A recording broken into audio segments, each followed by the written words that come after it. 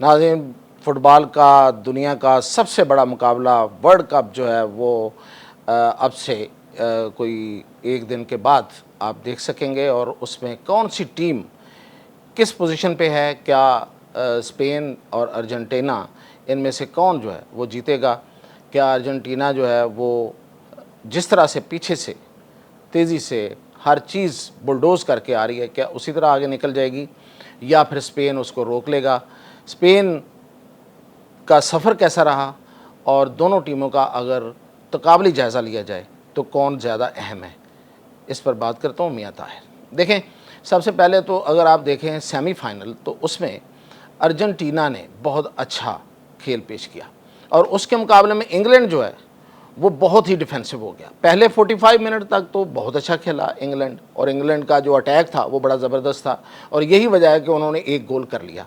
लेकिन 45 मिनट्स के बाद, 45 मिनट के बाद जो इंग्लैंड है वो उसे अंग्रेज़ी में कहते हैं पार्क द बस, यानी कि इसमें फ़ुटबॉल की ये टर्म है कि वो उन्होंने पार कर लिया अपने आप को, एक ही जगह पे उन्होंने अपने आप को महदूद कर लिया, और वो डिफेंस में चले गए। वो डिफेंस में जाके वो हमेशा उधर ही रहे, और उन्होंने एक भी अटैक नहीं किया, और अर्जेंटीना ने उस पर अटैक रखे। तो इनकी जो पॉलिसी थी वो वही थी जो इन्होंने मैक्सिको के ख़िलाफ़ रखी। मैं बात कर रहा हूँ यूके की, बरतानिया की। तो वहाँ तो चलो चल गई, उसकी वजह यह है कि मैक्सिको की टीम जो है वो उस तरह से अटैक में इतनी बड़ी माहिर नहीं थी, और इतना उनका अटैक ज़बरदस्त नहीं था।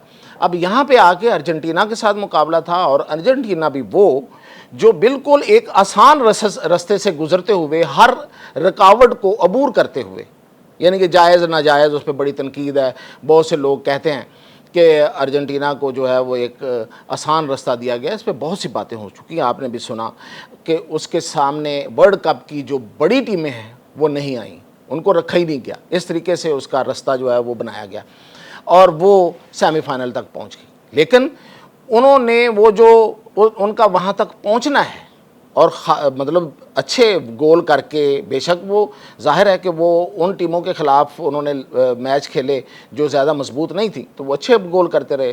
टीम का मोराल ज़्यादा था, टीम के जो लोग हैं, जो प्लेयर्स हैं, उनमें वो फिज़िकली वो जो ग्राउंड को कैप्चर करना है उसकी सलाहियत उनमें आ चुकी थी, और वो उस तरीके से वो उनका जो अटैक है, वैसे भी उनका अटैक अच्छा, और मैसी है उनके पास, ये सारी उनके जो एजेस हैं उनके साथ वो खेले। उन्होंने हर अपनी सलाहियत को ब्रुए कार लाए, और उन्होंने उनको इंग्लैंड को हरा दिया। अब हम देखते हैं, वो इंग्लैंड का मैच तो गुजर गया, अब हम देखते हैं स्पेन के मुकाबले में। स्पेन जो है वो अगर आप देखें उस जो जिस तरीके से वो आई है नीचे से, तो वो बहुत अच्छी परफॉर्म करके नहीं आई। वो बड़े ही मतलब आप समझेंगे रेंगते हुए आए हैं, निकल आए हैं आगे, फाइनल तक आ गए हैं, जीत के आ गए हैं, लेकिन वो उन्होंने कोई आउटस्टैंडिंग परफॉर्मेंस कहीं भी नहीं दी। तो इस लिहाज से स्पेन को बहुत ज़्यादा हाई मोराल में उनके लोग नहीं हैं एज़ कम्पेयर टू अर्जेंटीना।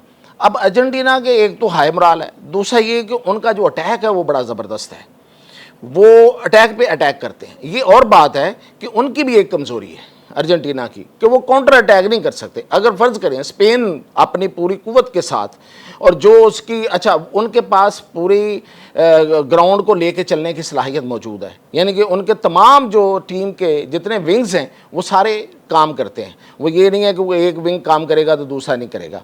हाँ, उनका जो एक जो खामी है वो उनका है मिडफील्ड से आगे उनका जो गेम आगे चलाने वाली जो अटैक करने वाली है वो थोड़ी कमज़ोर है।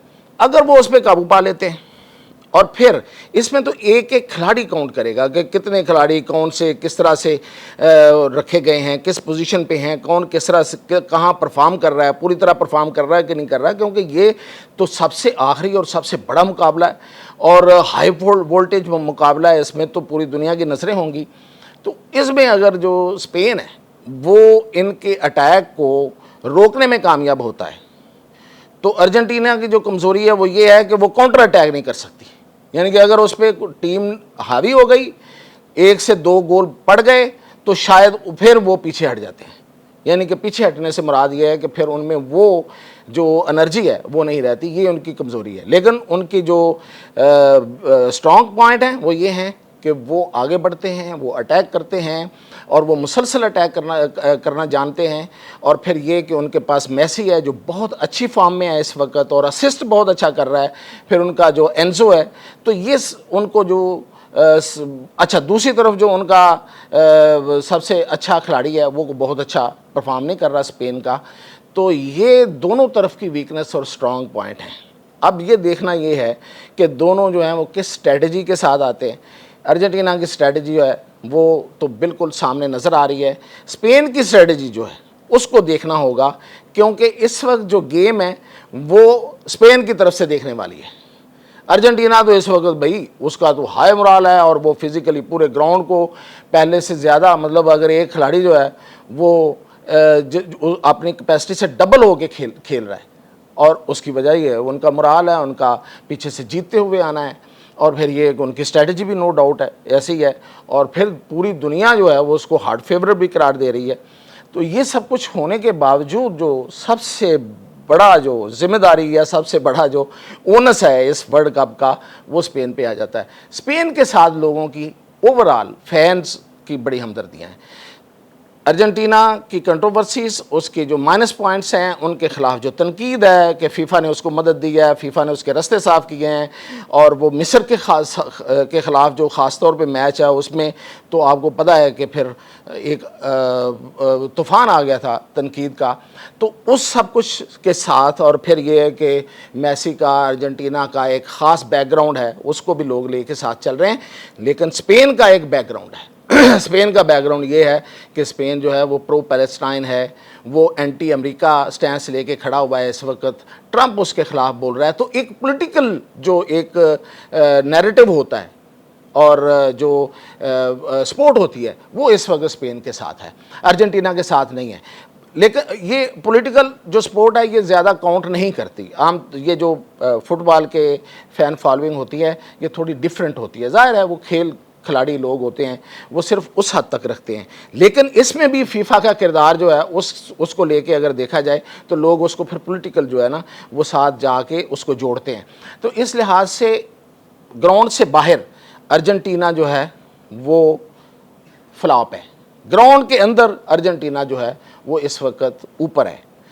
और जो ग्राउंड से बाहर स्पेन जो है वो बहुत हाई मोराल है उसका, लोग उसके साथ बहुत ज़्यादा हैं, लेकिन ग्राउंड के अंदर उसकी स्ट्रेटजी अब देखना पड़ेगी कि वो किस तरीके से अर्जेंटीना को रोक के, उसका जो अटैक है उसको रोक के, अपने अटैक को सामने ला के, अपने स्ट्रेटजी के साथ खेल के तो वो मैच जीत सकता है। अब इसमें अभी भी हार्ड फेवरेट जो है वो अर्जेंटीना है। अब देखते हैं फाइनल में क्या होता है। इजाज़त दीजिए।